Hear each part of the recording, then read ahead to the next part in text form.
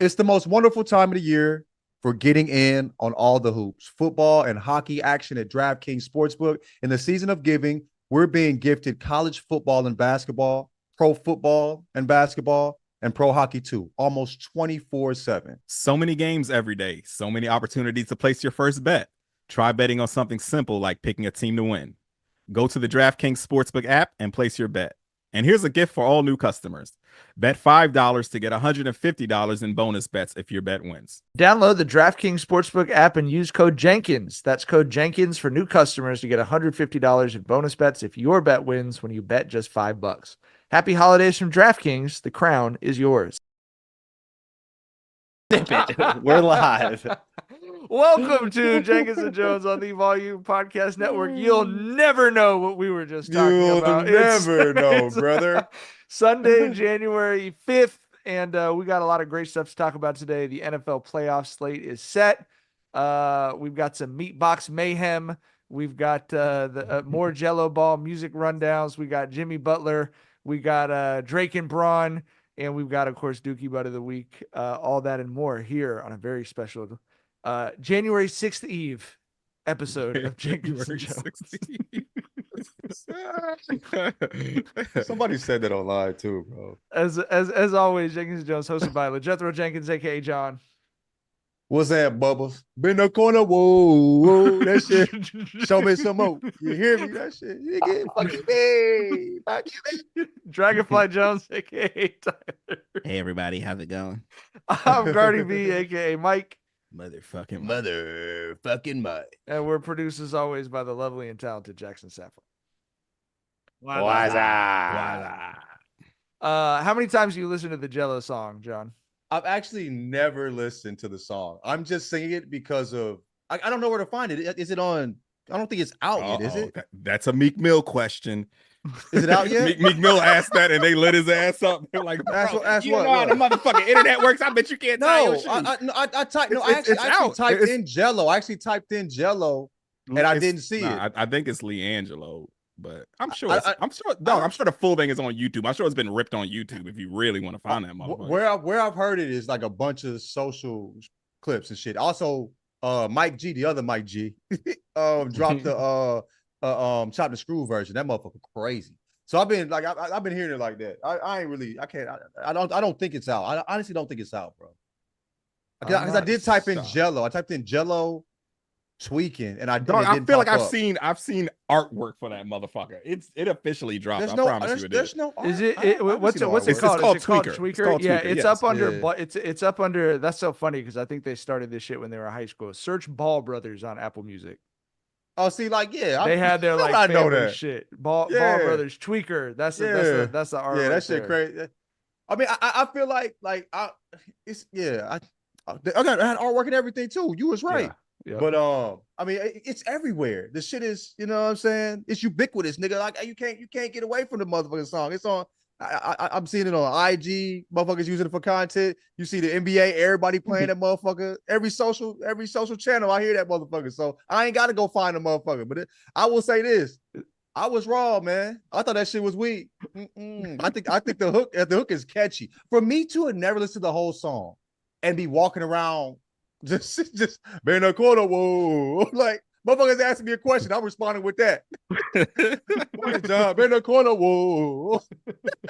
Man, can we go to the grocery store? Show me some more. Like I'm just saying that shit. It's been interesting to see the 180 that's been done on it by myself too. I'm on board with it because I feel like we were laughing at it like this 2003 ass song, and then I feel like we all did a 180 like 2003 music was good. Yeah, 2003 music was the shit. We need more 2003 ass music, and that's why I'm fucking with it. I want the remix, and I want them to go get some 2003 ass motherfuckers like Boosie on that motherfucker. NBA young boy, yeah. Get a new nigga too. Yeah, somebody did that shit on Twitter.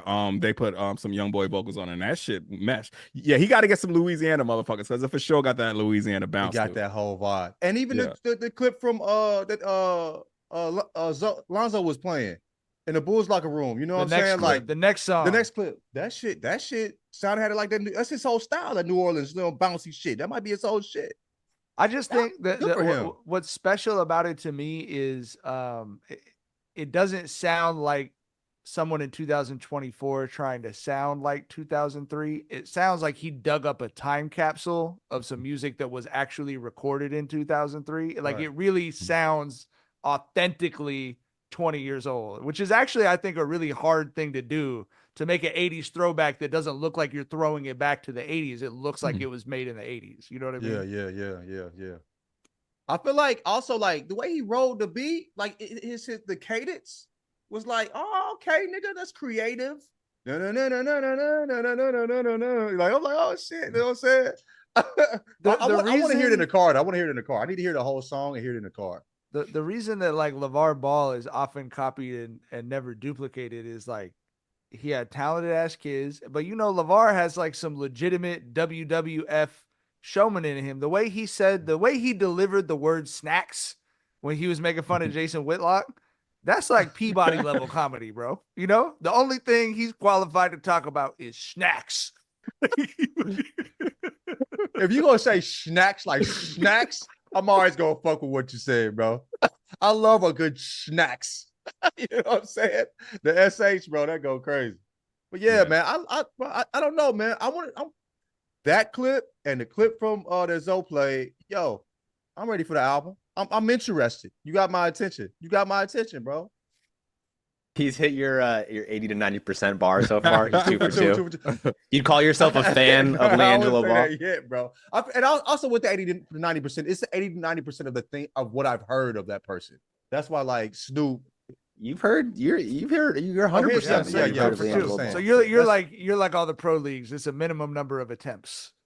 Minimum number, yeah. Hey, look, I'll say this: if LiAngelo proves to be a successful rapper, LeVar Ball with that never lost shit, bro, that motherfucker ain't never lie. Like, goddamn, like all your kids are fucking successful at the shit that they're doing. That would be crazy. LaMelo is leading the Eastern guards in all-star voting, and we might have a #1 Apple single from LiAngelo. Like, that's a very possible thing. That's crazy. Two out of three to the NBA is it's crazy. Yeah. I mean, LeVar Ball played tight end at Long Beach City College, brother. Like, he had two kids in the NBA. That's a good athletic foundation, though. But I'm just saying, like, the NBA is increasingly a kids of NBA players league. You know what I mean? LeVar Ball was not an NBA player. So you put 2 of your 3 kids, there's a lot of crazy dads with 3 sons out there trying to get one to the NBA. I remember when he said he would bust MJ's ass and people went and Googled his stats. That motherfucker was averaging like 0.7 points a game. Crazy. But you need that irrational confidence to have this type of success with your children, though. You flat out need it, bro. Even for like him to step out here and rap, you know what I'm saying? Like, to think you can, nigga, everybody's a rapper. For the last 20 years, 90% of niggas have tried to rap at some point. And he thinks he can make it through that. You got to be irrational to a degree. Yeah. You know what I mean? Yeah. So, he has for sure instilled confidence in his children, and it's apparent from their success. LaMelo plays basketball like he wholeheartedly believes he's the best basketball player of all time, bro. Like, that kid is not scared of shit. And when he was in 9th grade too. Yeah. So I mean, hey, shouts out to LeVar, bro. He raised them boys right. They look like they're all on the path to success, man. I'm rooting for LiAngelo, dog. It's a healthy level of irrational too. I feel like, you know what I mean? It's not the problematic level. I don't think. Yeah. Maybe they're just, there's athletic enough to where it's not problematic, but yeah, I don't know. It seems like it. Did one of y'all send me a link to a group called Shitty Boys? That wasn't me. I've never heard of the Shitty Boys. I've never heard of them niggas. Is it crazy? You put that in the group chat though. Mike, that was you. You sent us a link to shit. SpongeBob missing meme ass Mike over here. No, I started the car up, and the phone connects to the car. It started playing a song called Jet Li by Shitty Boys. That sounds like Vinny. like it sounds like that's like a middle school. That's some Vinny shit. You know what I mean? He was listening to Shitty Boys on your joint, bro. He blamed us for that. I don't good? know. It's a true mystery. The reason I asked this, I'm really asking John. Most of the new music I've listened to since I turned 35 has come from John. Like, probably a majority of it has come from John. So yeah, I don't know. I listened to 30 seconds of it. I mean, it was like, whoa. I was like, all right, cool. I don't need to listen to it the whole way to the grocery store. It's something called Shitty Boys. That's what I feel like. And I think there's nothing wrong with this. But with Jello's song, I don't need to hear the whole song to get what I want out of it. You know what I mean? All I need is to hear that little clip over and over on social, bro. That's how shit goes TikTok famous. You know what I'm saying? Like, it's the same shit, but it's just not on TikTok. That shit crazy, though.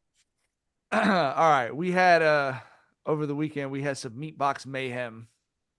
This is there's some jealous feelings flying around on the Jenkins and Jones show. Mike was right gonna now. pull up on me, nigga. Mike nigga had his show. He was in the motherfucking. Explain it. Doing Every shoulder year, presses like nigga.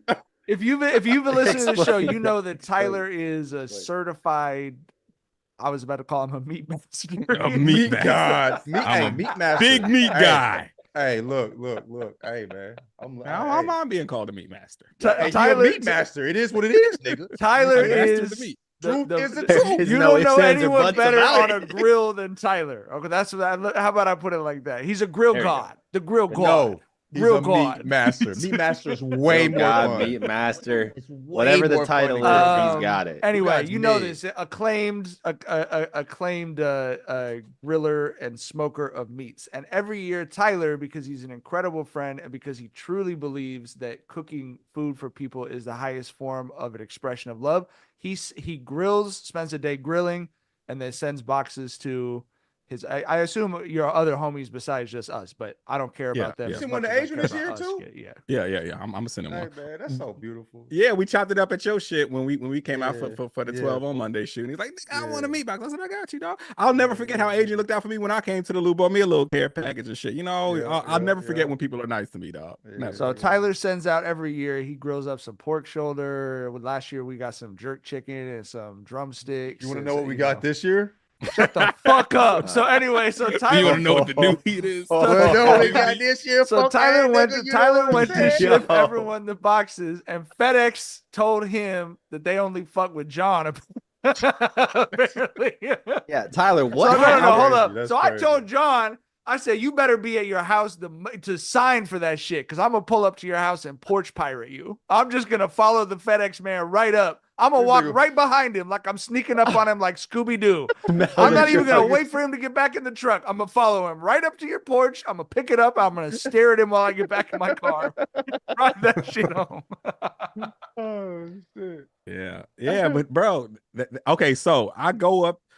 8 p.m. is the cutoff, for overnight, right? So I'm shipping food. I want to minimize the travel time, maximize the ice pack time, right? So I usually go up in there about 7:15 or so, right? And I went up in that motherfucker about 7:15. Like, I got the text around 7 when I asked for the addresses and shit. Went up in that motherfucker, boxed all that shit up, I was like, yep, good time. Cutting it right where we need to be. So this shit, is remains non-perishable through the travels, right? And so we scanned John's shit. I paid for it. We started scanning the other boxes, and they were like, the system is down. I was like, motherfucker. And I was watching the clock. I was like, how long it'll be up? She's like, it happens sometimes. Sometimes it'd be 10, 15 minutes. That shit didn't come back till like fucking 5 minutes to 8. And they were like, we're not going to be able to make the cut. They're like, I mean, we can do Monday. I was like, no, we cannot do Monday. You want me to kill my friends? Is that what you're telling me? Like, no, we cannot do Monday. So yeah, I froze y'all shit. I'm getting it out to y'all Monday night, so it'll be there Tuesday. So I'll tell you guys, it was delicious though. You know what I mean? Hey man, I'm like I told Tyler, I'm half man, half pork shoulder right now, nigga. Feel what I'm saying? But hey, the chicken was so good. I was going to text it.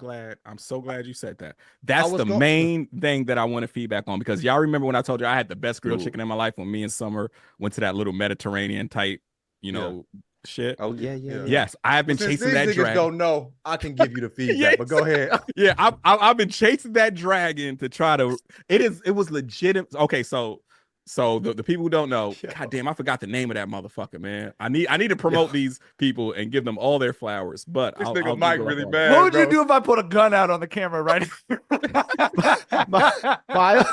Miles in the chat just said, "Oh, it's just late. Like Mike's still gonna get it. Mike's a fiend." Y'all have no idea. Y'all have respectfully to the chat. You have no idea what you're talking about. Yeah. You have no idea. Yeah. So the place is Maydan. That's the name of it. Maydan. Me and Summer, we did a weekend in DC, you know, just on some, you know, kick it because we love each other and shit. So we did a little getaway. And we went to this place called Maydan, which is like a Mediterranean type, like Texas de Brazil, Fogo de Chao, if y'all have those out there, where, you know, they bring you just all assortments of meats and you flip your little card over when you're done and all that. Yeah, and they had like some grilled chicken, like, and it's a Mediterranean place, right? So everything is Mediterranean cuisine there. And they had some grilled chicken that was legitimately the best grilled chicken I ever tasted. I think you texted us about it. Did you? You told us about that shit immediately. Yes, I was like, bro, I just had the best grilled chicken I ever had in my motherfucking life. And bro, and I've been chasing that dragon, trying to replicate that. Summer even fucking ordered me the cookbook for that shit, so I could find it. Oh wow. Yeah. And so basically, it's like a Mediterranean type dry rub that you use on it. And so, yeah, I'm glad that you hopped out there, John, and said that you were fucking with it because that was the main thing I was interested in feedback on, bro. Let me tell you something. It wasn't just me. Somi doesn't even eat meat, bro.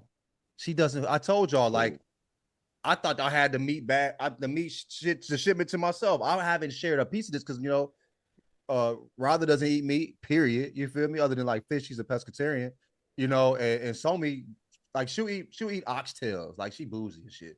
You know what I mean? That's the only thing she'll eat. Like, when I get my oxtails, she's like, can I get something? Like, damn, man. Right? You should eat chicken nuggets and shit. You got some money on these oxtails, nigga? You know what I'm saying? These motherfuckers expensive, you feel me? Anyway, but she be eating my little oxtails and shit. So that's all she basically eat as far as meats go. She was fucking this chicken up, bro. I love my nigga. Like she said in my lap, was like, can I get some of that? Like, because she smelled it. I was like, yeah, I was just giving her a bite. Like, she gonna eat this, probably chew it a little bit, get bored, and nigga, bro, she was chewing shit up, took it out of her mouth, spit. She's like, I'm eating this. Like, usually she was like, but I figured, I ain't never seen her eat this much meat ever, bro. You know what I mean? Like, she was fucking that up. She was like, the last 3 pieces, she was like, she looked at me, grabbed me, she said, are these mine? I had to respect it. She said, are these mine? I'm like, yeah, they all yours. Crack them shits, bro. She don't even fuck with me. We tried chicken before and all this shit. She don't fuck with it. She was killing this shit. So, bro, like, we was like, oh, chicken, how cool. I'm like, she don't like chicken. She like Tyler's chicken, bro. I love to hear that, man. Mike hasn't been jealous of a 3-year-old since he was 3 years old. I love to hear that, man. You know, food is love, and you know I love the baby, so I love that she loved that, bro. And she loved it, bro. She was a big fan, I'm so excited for that she pork shoulder. The pork shoulder hits. Oh yeah, that's the franchise player right there, dog. I kind of feel bad that I didn't even like ate it, like, because I like eating with her. It was really cool, like, seeing it, you know what I mean, sharing this with her. You feel me? And so, like, I kind of felt bad because I cracked that pork shoulder, like, and when she was asleep, you were in the corner, like, I came in here, close the door, nigga. Get your go get a go-go squeeze out of the pantry. Right. Okay, right. I came here. You want some cucumbers? I ate the pork shoulder and the 2 sausages. Bow, like, you know what I'm saying? One sitting on her, you feel me? But I didn't think she really would fuck with it. So I'm just over here with it. I would have loved for her to, like, tap in, because I think your shit you got the best barbecue you ever had. You feel me? I want her to experience this greatness too. So yeah, but she loved the chicken though. Hell yeah, bro. Love to hear that, man. I would say that's her whole palate, nigga.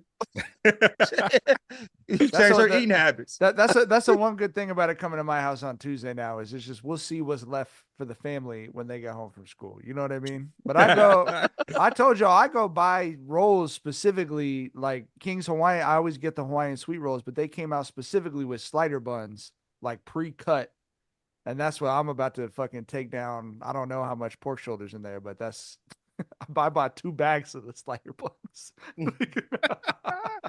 Yeah, man. Hey, and them cookies was fire though. The cookies cracked. They gone, bro. Oh, I'm excited about the cookies. cookies. Gone. Over with. Yes. Our chat is better at callbacks than I think we are. We've had multiple people say, "I give up my pinky to get on the meat box list." You're selling yourself short, bro. 500,000, man. That's the minimum we agreed on. Nah, bro. But yeah. Nah, bro. This is the thing. This is the thing. The meat box is friends and family. You can't pay your way to this. You can't buy your way into it. So you might have to give that pinky up, Nick. I might have to see what I can get for your pinky on the black market. This nigga gonna walk you might have to with give that pinky to me, nigga. Chain of pinkies.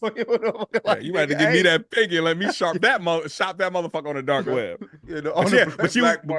But you was fucking with the cookies, the ginger cookies. Oh, killed them. They over with. I smacked them. Somebody they were so good, like they smelled so good. I was putting somebody down yesterday, and she was like, "What's that?" she wanted a cookie too. I gave her one right before she fell asleep, type shit. But yeah, I cracked them. It's over with. I'm gonna do an unboxing video. I'm gonna do an unboxing video on Tuesday. Oh yeah, do it. We can post it on. I'll get the ring light up. I'll do it with You're gonna have to take your dick down, bro, because I know your ass. No, I'll just film over here, so everything's below the camera. Yeah, that TV gonna be crowd. Tyler, do you have the name of the cookbook? What's that? Pardon my manhood, please. I'm sorry. The cookbook is it's the restaurant cookbook. MAYDAN. Someone in the chat said they're going to. Oh hell yeah! Tell that person tap in with us. Next show. Is that it's a VA spot? Nah, it's DC. Oh, you did say DC. They said they just moved to DC and they're gonna go this weekend. Bro, well worth it. Like we were on a waiting list for months. Like that's the main reason we went out that motherfucker. Jarrell Hendricks. Sounds like that's the homie. Yeah. Shout out Jarrell, bro. I was wilding. I told John if he had anything less than a 45 caliber, it wasn't going to stop me from stealing the box off his porch. I'm 218 pounds, bro. We'd have to see what time over some pork shoulder. And somebody's gonna be looking out the window. Nigga, that's a battery in my back. Good luck to us both. May the best man win, nigga. You're gonna be wrestling with me out your front yard when Vinny comes running out of my trunk, snatches that box. We hit guns. And he got them legs too. It's over with. Hey, unfolds those gangly ass limbs on you. It's over with. Nigga was threatening violence. I'm like, you could have just brought your kids and we could have shared, nigga. Like you ain't have to if you have anything less than a 45, nigga, that box is mine. It ain't gotta be all that. And then you texted, you said the meats have landed. The universe has smiled on me. Upon your boy. Well, that was a little bit. That was a kick while Mike was down. He did it on purpose. He winds me up on purpose. All right. It's mutual though. It's mutual. Little kind of mutual. The whole show, my ass up to be fair, that's the show. 45 on your head.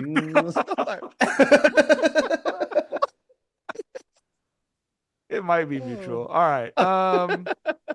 Last day of the NFL regular season today. We have the playoff matchups for next weekend. Some good games, some not so good games.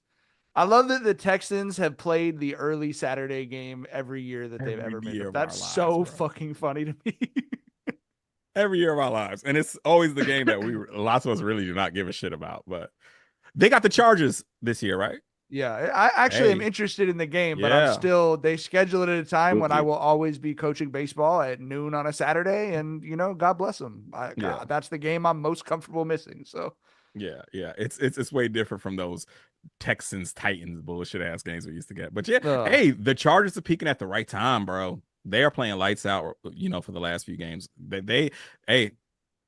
I don't know. I might be buying some Chargers stock this postseason. We'll see. The Chargers have, I think that the AFC is too top heavy, but the Chargers have that feel of every year there's a team that's hot, that runs the ball, that has a quarterback who can make plays, and that makes a run in the NFL playoffs. They are that exact model. And that's always Jim Harbaugh's teams too, by the way. I don't think the Chargers are ready to go to the Super Bowl just yet, but I think they can beat a team that would have gone to the Super Bowl this postseason for sure. All right, we're gonna dive. I think we're hoping to get the Gridiron Gals on Tuesday. They said they're free. We'll talk about that after. But so we'll dive into a full playoff preview later this week. But just to run through today's action, man, I'm just so happy. I said this on the timeline and had a bunch of Lions fans hitting me up. I'm just so happy for Lions fans. Their first ever 1 seed wrapped up today. Beat the dog shit out of the Vikings at home. Their fans were making fun of the Vikings fans' chants. Like they just got a season that someone replied to me and said that they just never thought they were going to get a regular season like this ever in their lives. And so regardless of what happens in the playoffs, we'll see we'll see how it goes for them. But I'm just super happy for Detroit. I've never met anything but good people from Detroit. So just super happy that their fans get to celebrate. You got Barry Sanders, you got Calvin Johnson, you got arguably, the best running back, one of the best receivers of all time, never got to experience what they got to experience today. National TV beating the hell out of a division rival to wrap up the 1 seed. Yeah. Detroit's one of those fan bases I enjoy seeing happy because I fuck with Detroit as a city. I fuck with, the Lions fans. They're a very loyal bunch who have not seen a lot of success, and they're holding, their squad down. But yeah, bro, the Lions, just been so impressed with them this season. Just so impressed. Like, even with all the injuries that they've suffered, how banged up they are, they're still a team that believes in punching you in the motherfucking mouth, which is a direct, translation from Dan Campbell. I feel like, that's his philosophy for sure. Like I mentioned last week, I feel like this game was going to decide who was going to be the coach of the year, and Dan Campbell, bro, ran away with that shit. Like, they spanked Minnesota, and motherfucking Sam Darnold was looking like the old Sam Darnold at the worst time, right when you're getting ready to go into the playoffs. I know that fan base over there is probably sweating a bit right now. It was a tough day. As I like Sam Darnold, it was a tough day for him because I think he had he was seeing ghosts all game. I'm like, bro, you still had time. Why are you doing that little dump off? And he'd painted them into a corner where it was like, when they all picked him up on their shoulders last week in the locker room, he kind of painted the franchise into a corner of like, you got to pay me now. I mean, you got like what else could I have done? We're 14-2 going into the last week, all this other shit, but. That game right there is why, general managers can sit down with your agent and be like, we're not giving you $200 million. Like, it comes down to that game. We don't trust that you're going to be the guy, like we have to pay everyone around you. Yeah. I don't know. I wanted to ask y'all, John, you too, about this, because I thought this was a great moment and it felt very counter to the direction that sports are going. We've talked about like the corporatization of sports, the analyticsization of sports. The Buccaneers today, with the league, with the division championship wrapped up, a minute left, couldn't knelt the ball out. Mike Evans was 5 yards away from his 11th straight 1,000-yard receiving season, which would have made him the second ever with Jerry Rice to achieve that. And they threw the ball. They threw him the ball. They were up by, I think, they're up a score or something, and they said, "Fuck it." And, as opposed to the Eagles sitting out Saquon Barkley, as opposed to teams when a pitcher has a no-hitter through 6 innings going, all right, well, we got to get him out of it. They said, fuck it. Like, if we end up losing this game somehow, we're going to lose the game. We're going to get our guy his accomplishment. Mike Evans, a very highly respected and well-liked guy in the NFL, was celebrating like crazy, and the whole team and sideline in Tampa Bay were going crazy for him. I thought it was an awesome moment. And it was a good reminder of this is why we're watching sports. It's not to see someone maximize the efficiency and the chance that they're going to win a game or whatever. It's moments like that.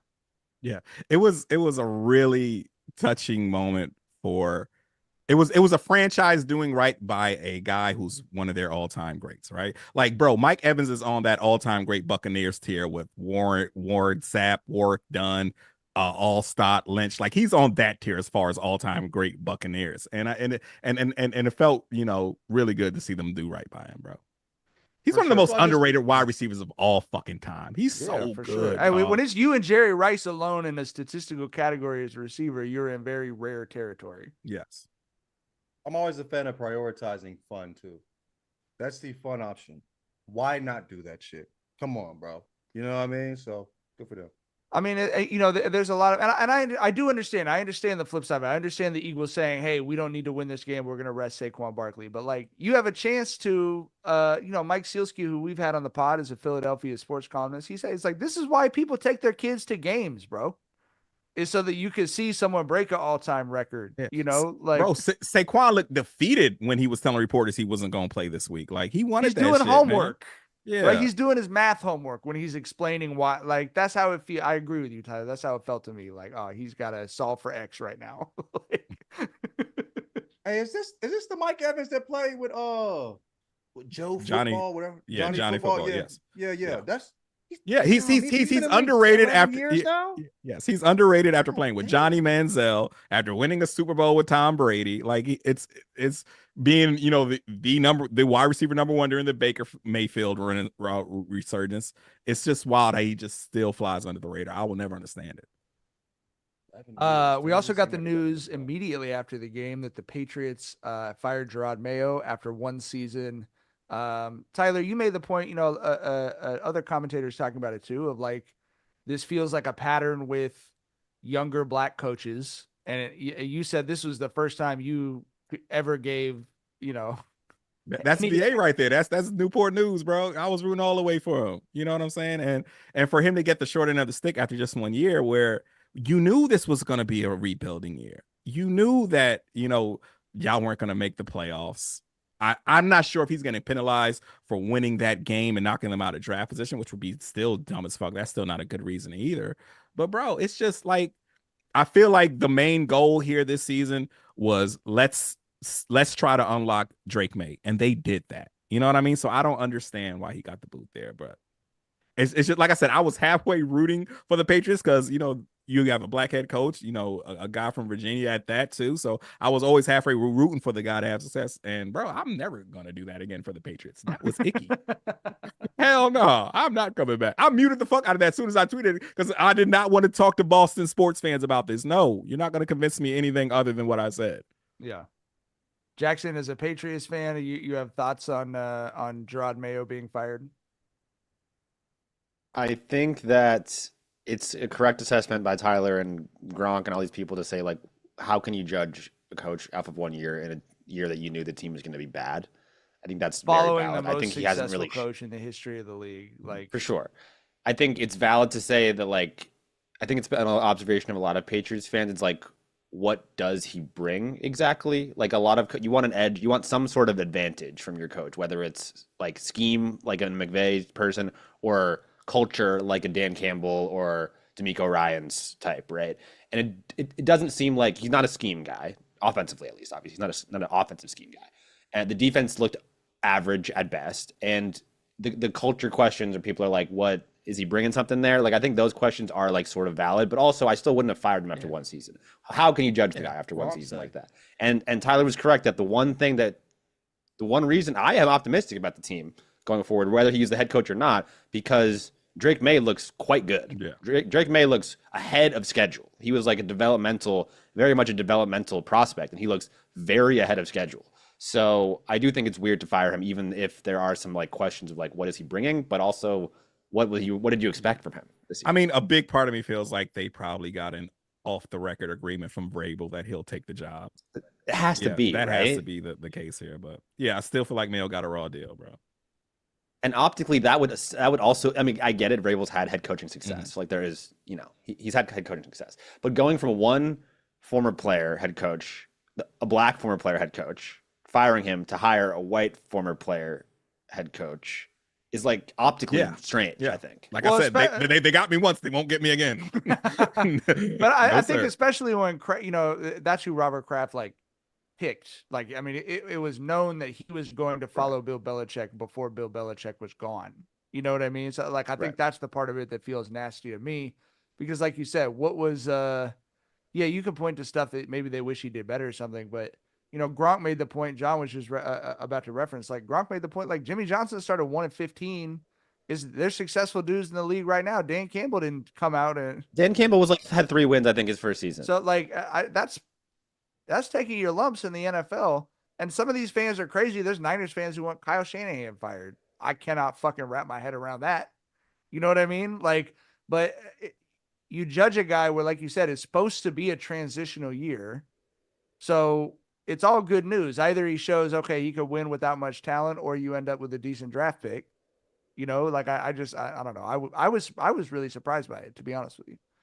Yeah, there's some reporting about like the players not being the biggest fan of him after he's thrown some players under the bus a little bit. Like there was that one midseason quote, I forget what the quote even was, where he was like, "We quit." But you want to take a player poll of how they felt about Bill Belichick before he won his first Super Bowl, right? And it's like, who feels that good about their coach after a 3-win season? I don't know. It's all a little All right. Shams has been vindicated. I think as resoundingly as possible. We have not recorded since the Jimmy Butler situation is completely blown up in Miami. There was some back and forth where Shams reported Jimmy's agent is trying to push the Heat to trade him. He's not happy there. There was a really resounding pushback from Jimmy's agent, and the Heat actually put out a statement saying, no, everything is great with Jimmy Butler. And then like 2 weeks later, they put a statement out saying, we're suspending him for a week or for 7 games for conduct detrimental to the team. And also, since he doesn't want to be here, we're trying to trade his ass, which is crazy to have official team statements like with it, like on the same calendar page saying those two different things. But great day for Shams. What do you guys think of this situation with Jimmy Butler and what's going to happen there going forward?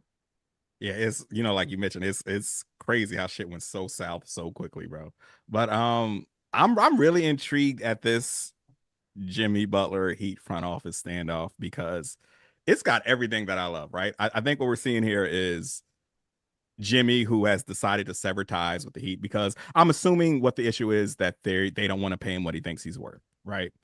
And so, you know, we've got that whole little conversation, the whole timeless employer versus employee. How much does your employer owe you? How much do you owe your employer as an employee? Discussion that we always see when it comes to like these messy sports divorces, which is right up my alley. You know, my HR talent acquisition face ass loves discussing shit like that, right? And also it's messy as hell.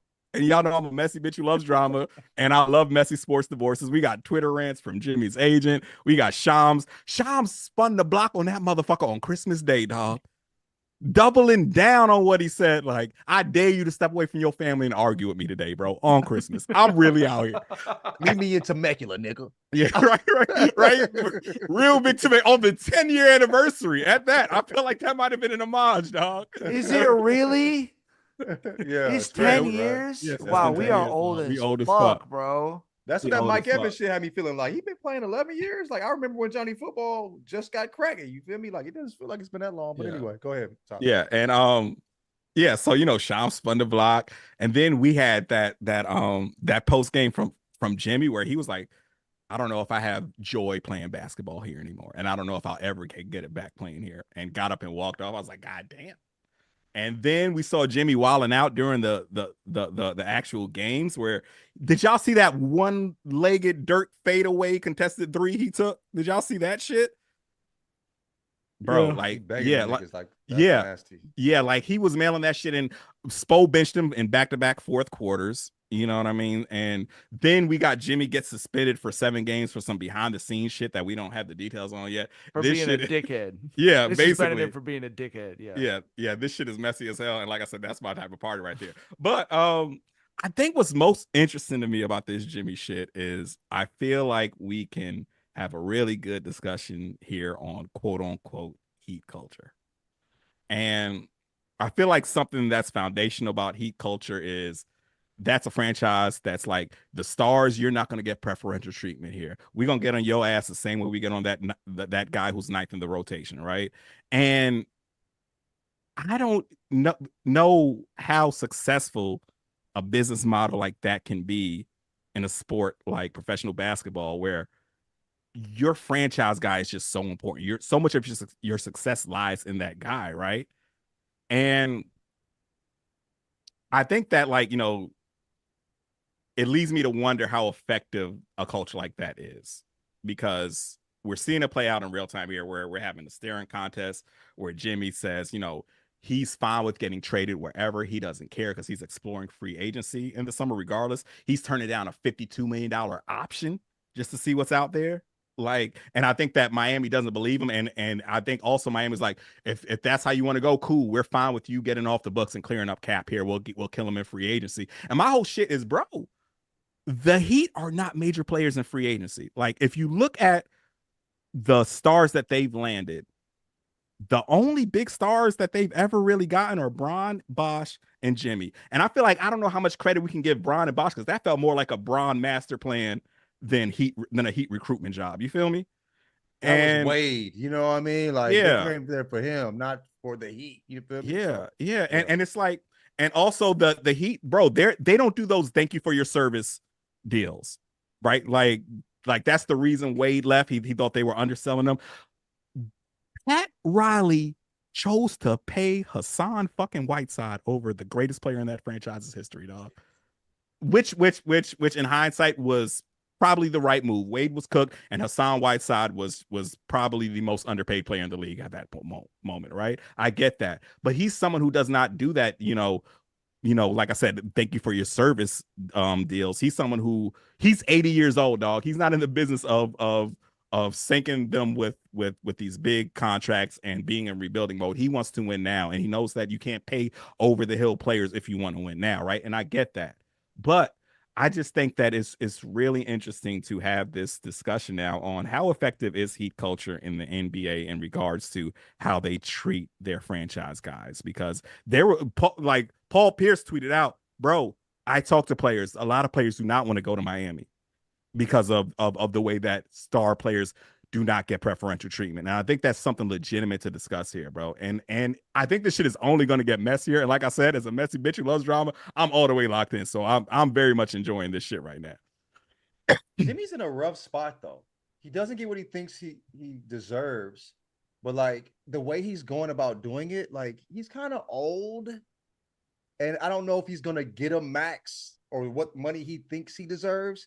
And the way he's acting is definitely not going to help. Like he left the Timberwolves on some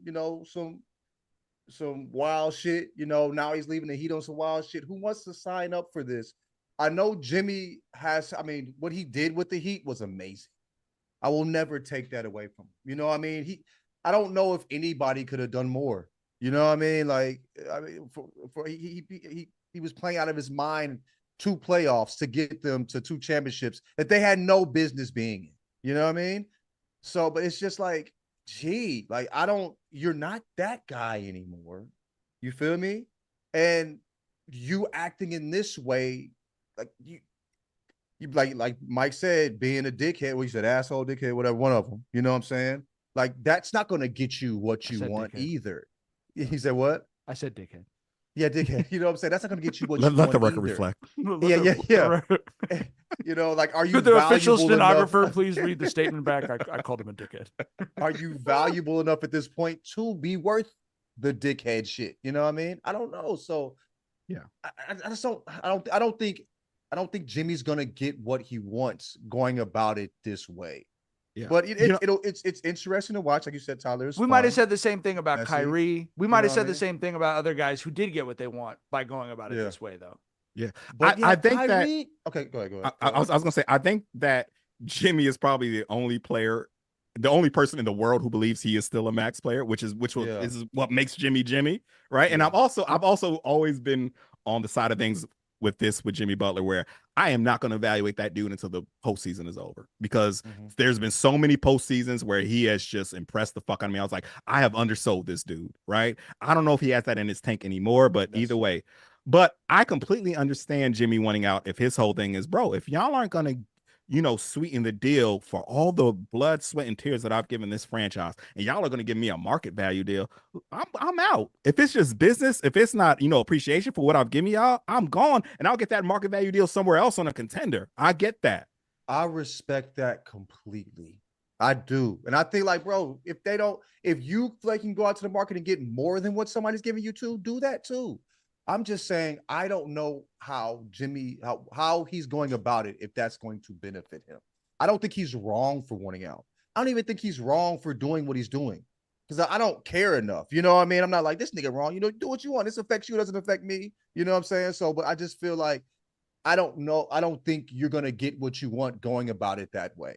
That's where I'm at with it. But I see why it's personal to him. Like he gave so much, he left so much of himself on the court that it's literally the visual meme. Yeah, that's the most defining picture of Jimmy Butler, of him in the bubble, leaned over on the scoring table.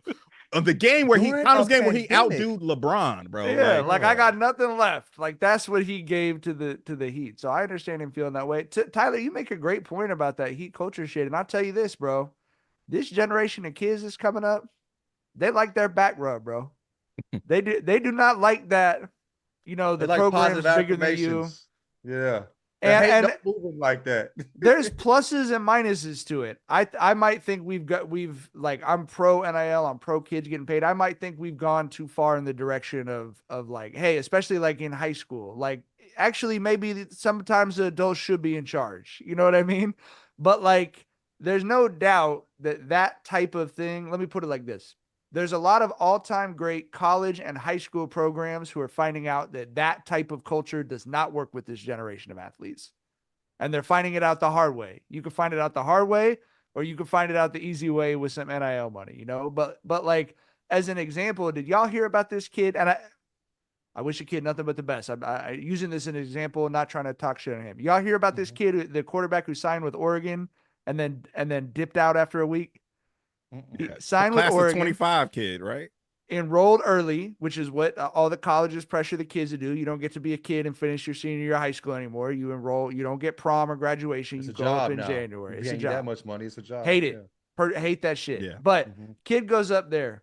He's there for like a week of practice. Oregon is getting ready for a college football playoff game. They're trying to win a national championship. They're 13-0, undefeated, #1 in the country. Obviously didn't work out so well for him. He transferred out after a week because he said, I was surprised it didn't look like I was a focus for them, you know, in terms of getting playing time. This week, you talk about this, you're talking about they're not playing you when you should still be in 6-period math? Like, but that's what the portal NIL era looks like. Like, you go up there as not even a true freshman, and you're like, oh, damn, I don't know. I thought I was going to walk in and start at the Rose Bowl or something. What? Okay, wait. He's not even. This is just him prepping for the next year. Yeah, and he like, wasn't happy with like how many reps he was getting with the ones or something, bro. I don't know, but that's what he said, John. He said he didn't feel like he was a focus, you know, for the coaches on the field. That's not one of your back rub. That's delusion. But that's what is running everything right now, bro. Like that, you know what I mean? Like those are the kids level of delusion. Those are the kids coming out of high school. That is like the culture right now that's coming up. And it's like, I'll tell you, for people who cover high level high school sports, no one was even that surprised by that. You're trying to win a national championship. A kid that's not even playing yet he wants to be the focus. Yeah, it's like, bro, no one even knows who you are yet. Like and their quarterback was a Heisman candidate. Like their quarterback was a Heisman candidate on a season where they made the playoff. Like, how much focus did you think you were going to get there, dude? Yeah, by the time a Heisman candidate who has the record for the most starts ever in college football. Yeah. But I do that, and I'm just running the flag up the pole so everyone can see it. Like, that's what's coming out of high school and into college, and you see what it's looking like in college. Like, there's a ton of great things with the player empowerment era. They absolutely should be making money. I still don't think they should be making NIL money. I still think they should get a share of what the NCAA gets, which they're not currently getting a piece of the NCAA basketball TV contract, et cetera, et cetera. So like, there's still a lot to do there, but what you currently have with the whole, like, I think they're going to wind the transfer thing back. I mean, I just think they have to do it because it's so crazy, and it is driving people out of coaching. I know people make fun of coaches for like, oh, now that the players are getting paid, whatever. It's not that, bro. It's the daily 365 days a year. This kid's in a bad mood. He's calling with demands. You know what I mean? And you're like, bro, like, fuck. I mean, yeah. Can we play the Rose Bowl first, and then we'll talk about your true freshman year? You signed up for college kids, not pros. You know what I mean? Like that's different. Like, you know. Well, but the thing is, with pros, you sign him to a contract, and when you get a Jimmy Butler situation or Tyreek Hill like took himself out of the Dolphins games, it's noteworthy. It's not noteworthy in college right now. It's sort of what everyone is coming to expect. You know what I mean? It sucks. Sucks for the kids too. 17-year-olds are supposed to be somewhat delusional. I get it. You know, I mean, I'm not trying to, but it's just we tell people all the time. I'm not trying to infantilize college athletes when I say this, but I tell people all the time, our friends, when they're raising kids about the same age as ours, I said, the kids need you to have some level of control. There's nothing. No one in the world is more scared than a 5-year-old who looks up and realizes that the parents aren't in charge. You know what I mean? And I'm not saying that about 20-year-olds. Like I said, they deserve to get paid, but like, individual 20-year-olds should not be running things. You know what I mean? We all remember what we were like at 20. There has to be some system that they can enrich themselves through, but that they're not completely calling the shots in and running the show, in my opinion. And I do think we got to find some kind of a middle ground. But to Tyler's point, that heat culture shit is dead. Yeah. You are not, you are not like, you look at how Victor Wembanyama moved when he came in, and we would say he has kind of an old school mentality. These dudes are coming in talking about equity, talking about, okay, what are you going to put around me to help me succeed? Not, oh, okay, I got to come in and coach says that, I got to do, like, it's not that way anymore. Yeah. You know what I mean? Like, yeah. Like one of my favorite stories that kind of highlights heat culture is when Jermaine O'Neal decided to retire. I feel like I told y'all this story before where he said one night he was looking at a box of Oreos in his cabinet and was like, I cannot eat these because I'm on a weight restriction. I'm done, bro. I think that is just like a perfect encapsulation of how sometimes you might be going a little too far, dog. You know what I mean? Like ego management is part of the deal here too, bro. I understand. But it's part of it for ownership too. It's part of it for the front office, not just for the players. That too. Yes. Yeah. Yes. And bro, I mean, I think there have to be times where you have to understand that in the NBA, especially like I said, where one player can change so much for your franchise, bro. Sometimes you got to rub that motherfucker's back a little more than you're rubbing the ninth guy, than your ninth guy who's in the rotation. So, but yeah, man. A box of Oreos deciding a man's career decision. You know what I mean? Like, I understand that to my core. Bro, listen, I'm gonna just, bro. Life without a box of Oreos? Every now and again. Not every day. I mean, every now and then. We ain't talking about, you're like, he looking at a box. I can't. Nick, come on. What are we doing here? You know what I'm saying? Like, you got to enjoy yourself. You know what I mean? Like, come on. I definitely get it. It's just, that's a funny ass thing to say when people ask, how did you know it was time to end it? Yeah. Jermaine O'Neal's been it. Yeah. I've been this motherfucker since he left right out of high school, Oreos did it, bro. You know what I mean? But it makes so much and it seems so human too. So, but that's just funny.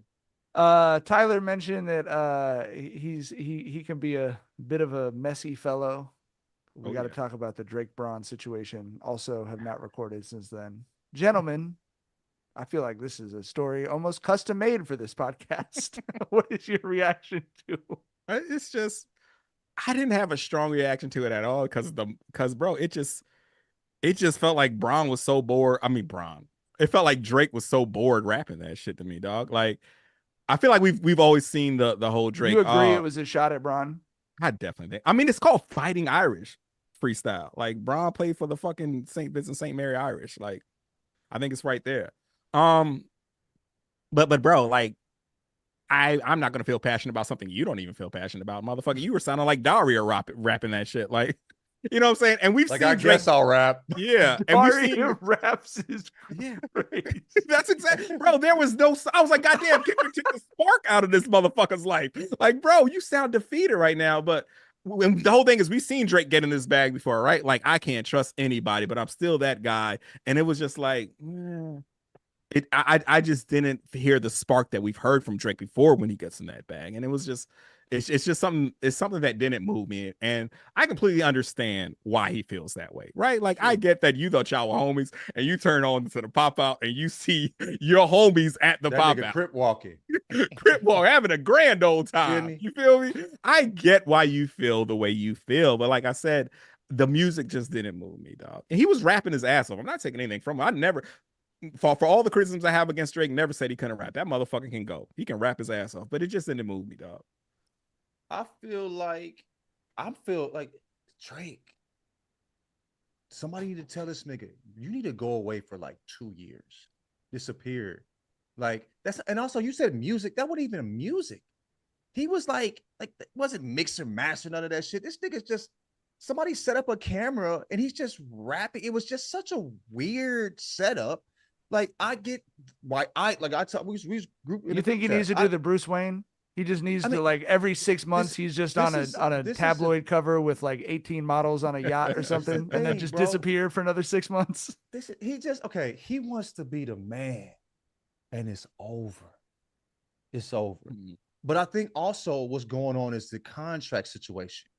He's on his Jimmy Butler, where he want the max. He want the biggest. It's bad timing. I know it sucks.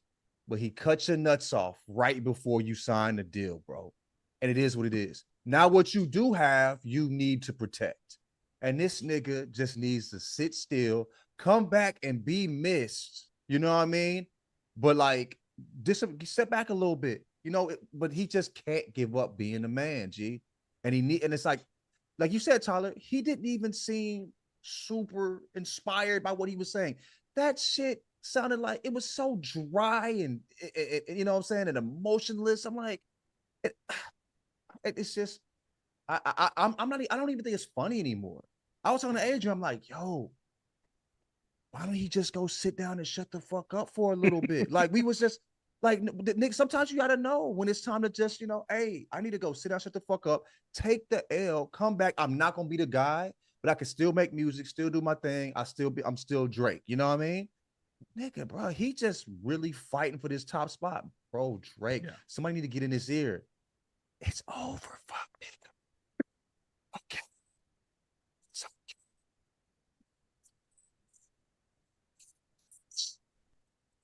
It's one of the women.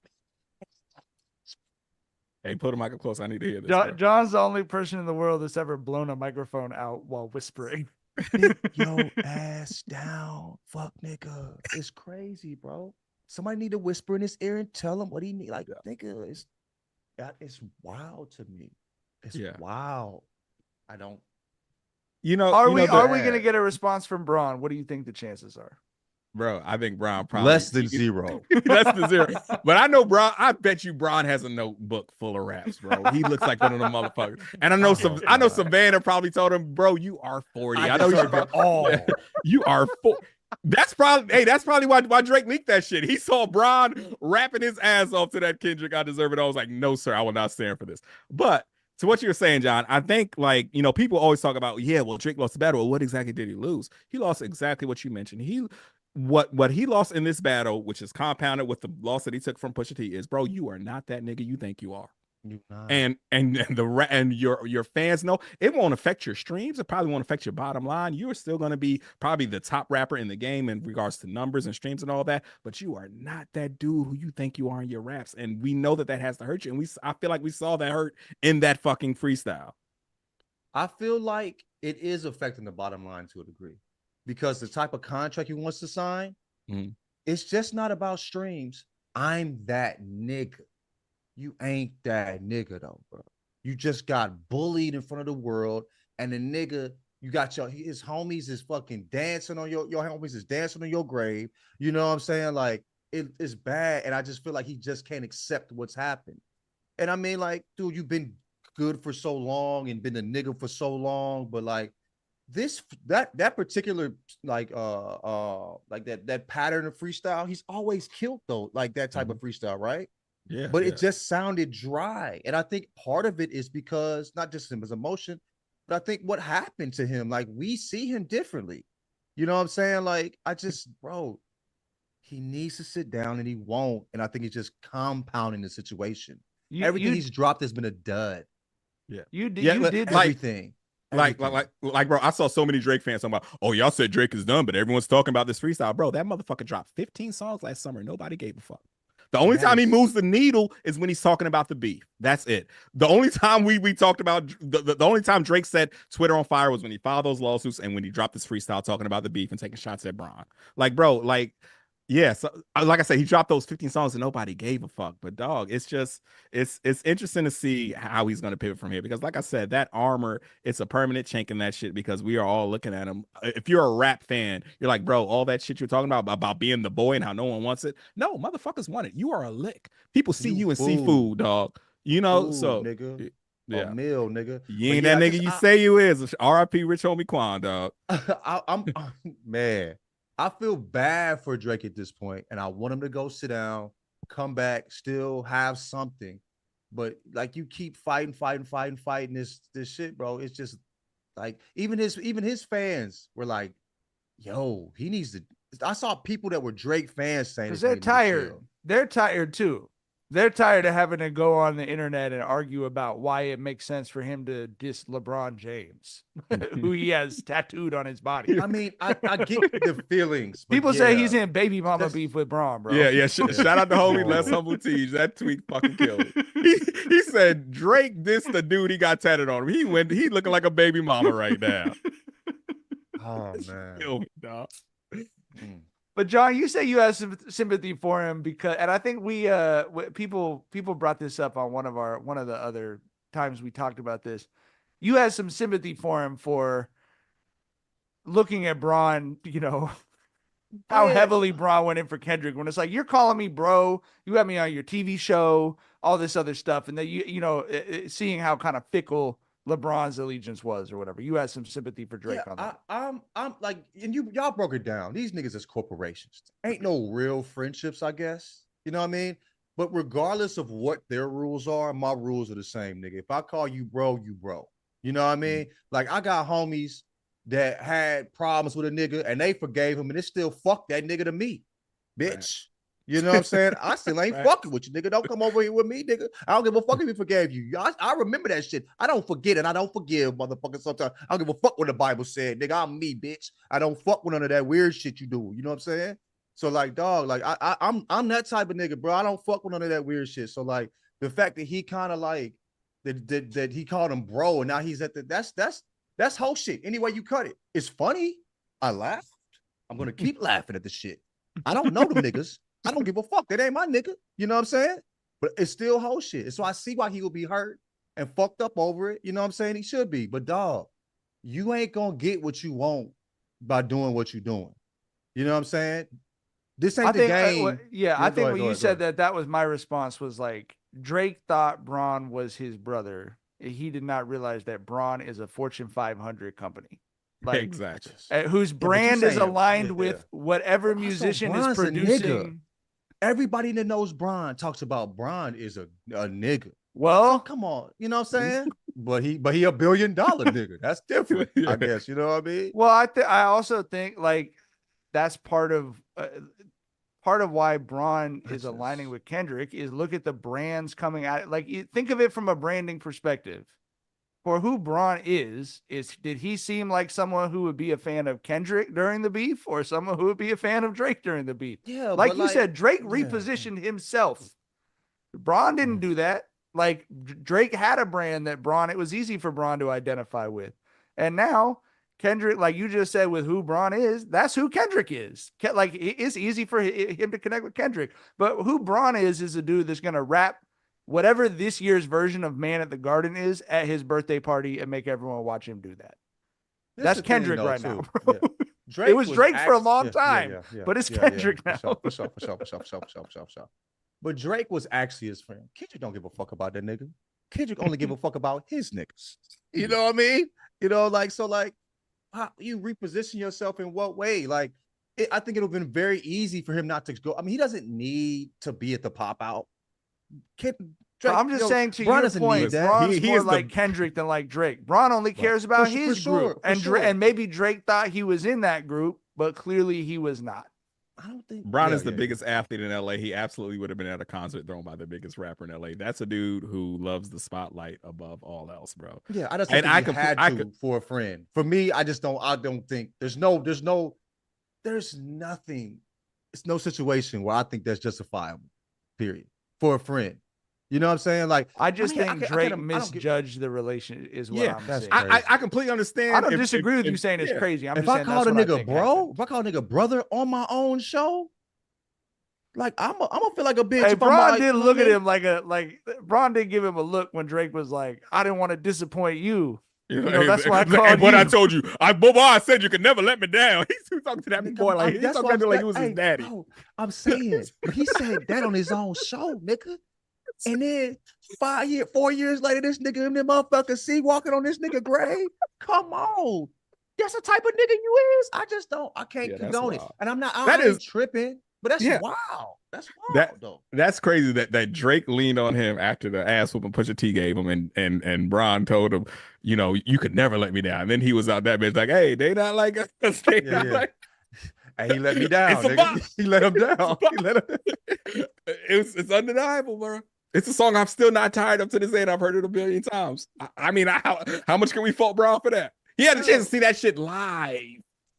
Bro, the hard, that's the thing too, bro. I don't know, dog. How much fun did you have watching that shit from your couch? Dog. Enjoyed it. It was my favorite, most singular moment in rap last year. Period. Without a doubt. Right. So like, and it was a rare thing that was probably more, but it was probably the rare thing that would have been more fun to be at than to watch it on YouTube. You know what I mean? There's not many things I would say that the energy had to be crazy. I'm not a concert dude, but I for sure would have loved to be there. Before your nigga that you said you could never let me down, boy. Like, I'm just not. You will not have footage of me saying some I love a nigga like brother. You could never let me down. And then I'm walking to the nigga that's fucking cooking his ass, calling him all time. You know what I mean? You won't have that hard cut. You will never be able to do that shit with me. I think that's some shit. But it's funny. You know what I mean? You know, in the 1800s, Walt Whitman said that he contains multitudes. And in 2024, Kendrick said he deserves it all. You know, I mean, it's the same shit. Like Bron wants to be friends with Drake and dance at the most popular song of the year. Like he wants all that, bro. Yeah. I ain't mad at him. I'd have been that motherfucker too. Tyler. I don't know. I do not know their friendship, but I think Drake should not be all the way disappointed that a dude that he met through fame is picking popular shit over him. You know, man, it's just a wild. That world is. Drake isn't bullshit. Drake, bro. Drake such bullshit. It absolutely is. Drake isn't Bron's homie if he's not Drake. And that's the thing. DeMar would have been Kendrick's homie if both of them didn't make it out. You feel me? Like that's no, wait. I always said I understood the DeMar shit. Like I said, they cousins, they probably know each other's cousins and shit. Like I never expected DeMar like that. That's deep, way deeper than this. I'm talking about two niggas that don't know that don't. But Drake was heard about DeMar too. You said what? Yeah, Drake was heard about DeMar, and his fans made the same arguments about like he went to Drake's house after his father passed and all that. But I'm talking about me. I didn't agree with that argument, and I thought that was weird. I see the Bron argument because that Bron called Kendrick. Kendrick might not pick up. Kendrick might send him to the voicemail. He might text the nigga back. He might not have the real number. Yeah. You know what I'm saying? He got the, you know what I'm saying? He sent him to the beatbox, nigga. Like, you know, this Bron. You know what I mean? Kendrick don't give a fuck about none of that shit. So I'm just like, it's different. It's different with Kendrick. But you're just such a loyal person. You can't even like wrap your head around it. I just can't fathom this. I mean, it's not even about me personally. It's just wild that a nigga is about would you say, personally, though. I do think I mean that in a complimentary way, but I do think it's about you might be. But I just can't, because you can't even picture yourself in Bron's shoes. I just couldn't do it, bro. Like I'm gonna remember. I just called this nigga brother, even if it wasn't recorded. I'm gonna think about that shit. You know what I mean? He got that shit recorded and said, "Fuck all this shit." I'm pulling up, nigga. This the best rapper in LA. I'm the biggest nigga in LA, nigga. I'm a sea-walker this shit. I'm a rapper, man. My 40-year-old motherfucker. I deserve it all, nigga. You know what I'm saying? Drinking wine, nigga. Like, it's just like, come on, man. That's a lot. That's a lot. I mean, it goes back to what you said about how the whole industry is bullshit. Like, it's bullshit. Like I said, I don't know how much you can expect for someone to be down with you if y'all became homies because y'all were both famous. Like, we became homies through Twitter and we got that shit out the mud. We was some broke ass motherfuckers when we first became homies. You feel me? And but now if we weren't broke and I met you now and I called you brother, nigga, it don't matter, dog. I mean, we ain't famous, none of that shit. I'm just saying, like, no, but we didn't have to get out the mud. Let me devil's advocate for Bron's situation for 1 second. If you were Bron, if every person in the world, every time you walked out of the door, looked at you the way people look at Bron, you would have a really thick dividing line between your friends like Tyler and all of those people. Drake is one of those people. Like Tyler's like, he just is. Like, you know, I would have never called him brother. And I think that's I would have never pretended you was in the circle if you wasn't. you would have known. I would have told you to beat it if you hit me. But that's Drake's whole yeah. identity is that circle, like loyal, like that's his whole fucking thing. You know what I mean? And he managed to put that out in a way that like corporate accountants and dudes in Compton could listen to and enjoy. But I think he confused that with reality is part of what this beef was about, in my opinion. I mean, we saw what Bron said to him, though. We saw that. We can't just say he confused it, because I was confused too, nigga. But Bron famously goes on that show and lies all the time. Drake thought that he didn't lie about the conversation that he had with Drake, though. No, but Drake famously goes everywhere and lies all the time too. It's just one of them knows they're lying. You know what I mean? That's the thing. Drake ass lied about having that song. Bron lied about bringing a brother. Maybe that just canceled it out. You know what I mean? You know, two wrongs to make a right type shit, I guess. I don't know, nigga. It's fuck shit to me. It's all weird bullshit. I don't disagree. I don't disagree with you about any of that. You know, hey, I mean, we don't have that perspective on anything. Would y'all ever get me tatted on you as a homie? High school version of me. I mean, look it, bro. I'm gonna say this. I don't even want to put that out there.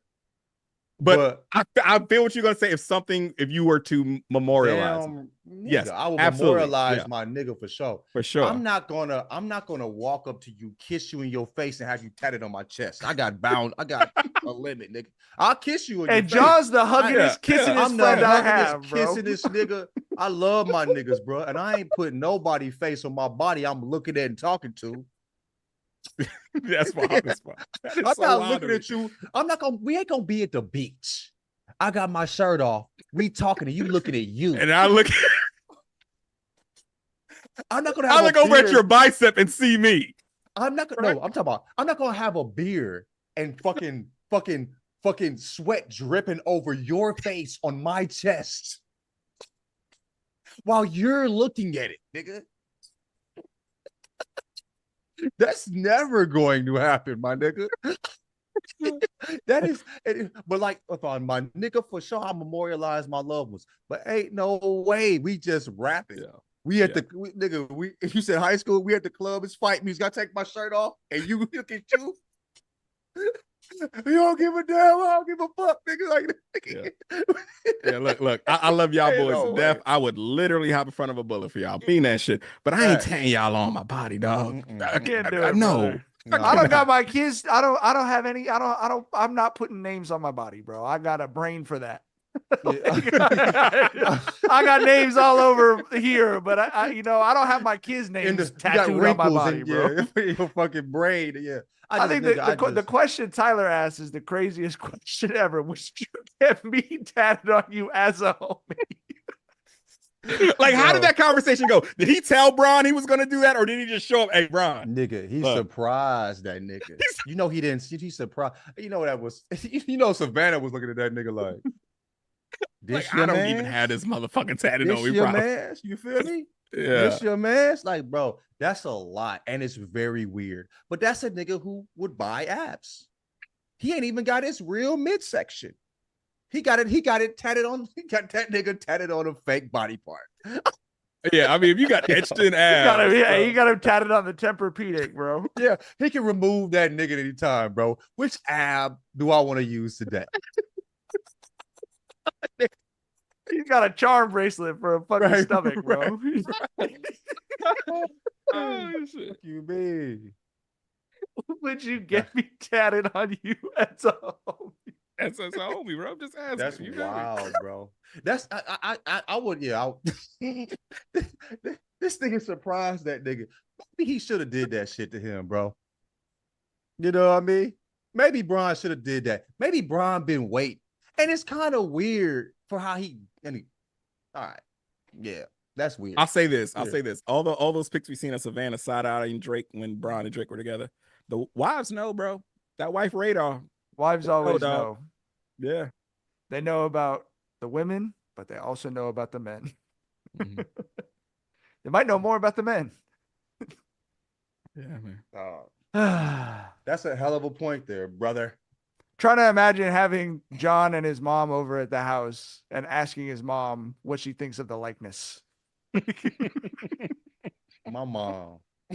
He got Your that mom shit would tatted. fu- He your got mom that shit would tatted kill right me. here. He got that shit tatted at the core of his arm. Nigga, Like, nigga, he taking shirt off pics with fake abs and Bron tattooed on him. Didn't he get KD on that mother? No, KD's he got number KD on and there Steph's too? number on there too. Yeah. Like, nigga, you talking to these niggas? That's some, bruh. My mom would be. No, bro. Yeah, that's some odd shit, bro. We let that nigga be the biggest nigga in rap for 10 years. Yeah. We've never seen a weirder guy on the throne ever in rap history. Never. Yeah. Never. Yeah. All right. Before we get, do we have time for Dookie Butt? yeah. Before we get to Shit. Dookie Butt of the week, we'll go quick on We've Dookie been Butt of the Dookie week. butting it up for the goddamn I 45 minutes know with this nigga. Jackson mentioned that the chat was hoping that we would be talking about the lawsuit against Fox with allegations about Skip Bayless and an executive there, as well as kind of some side shots about Joy Taylor and Emmanuel Acho and everything. We are not going to talk about it. And I'll just be upfront with you that it's the reason we're not going to talk about it. Some of them you could probably predict about not wanting to be a part of some of the narratives that are running out there, but also it's weird for us when people that like John and Tyler know in real life get caught up in this stuff, and we're just not going to do it. So apologies, but we're not going to do it. Yeah. I mean, yeah.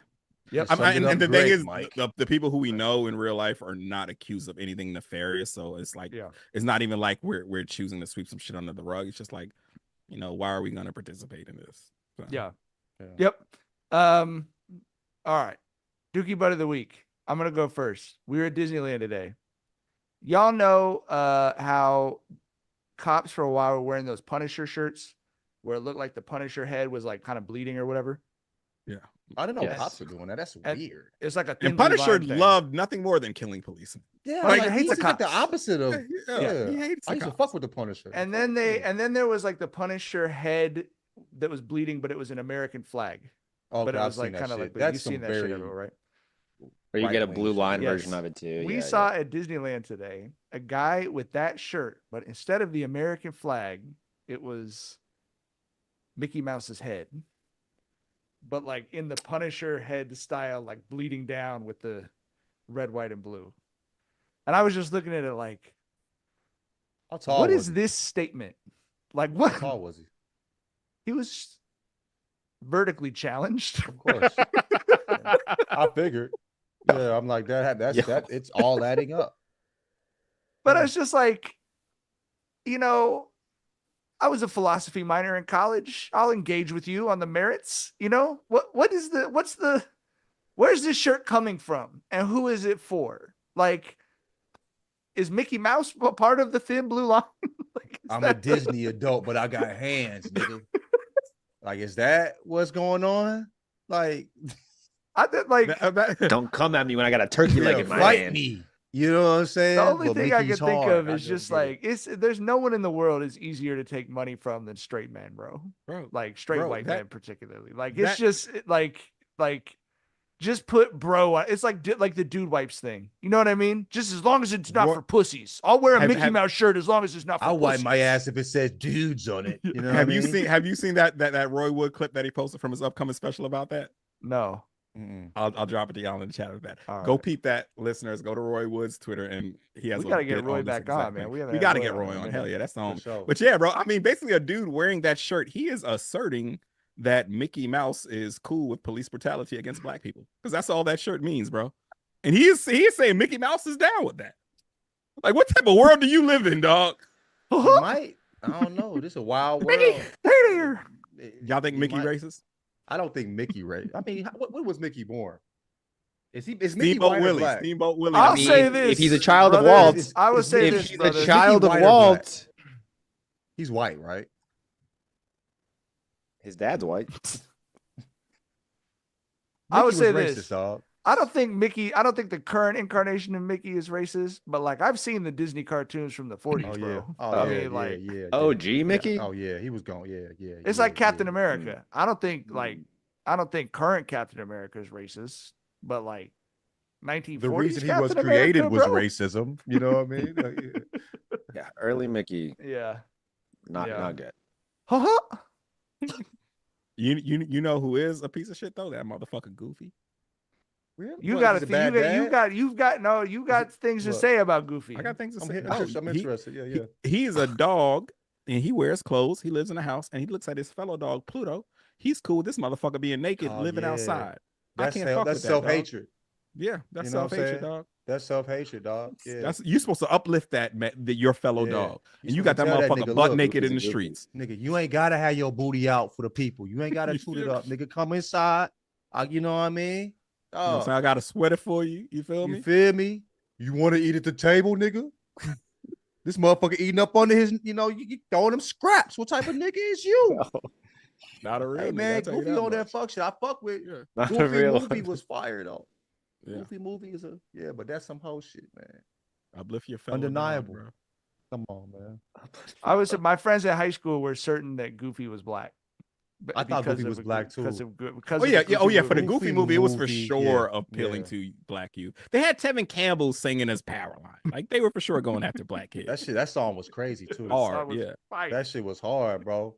That motherfucker was. He was LiAngelo, but he was the original LiAngelo Ball. Hey, He was fucking.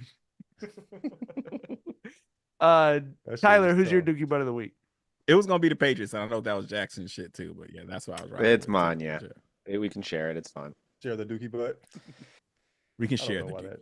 Yeah, share the Dookie, but those goddamn Patriots. It's funny that this happened again because for our year in Dookie review, I went through all the Dookie butts from last year. January 7th, last year, my Dookie butt, first one of the year, was the Patriots for winning because at they the end hired of a the black head season. coach?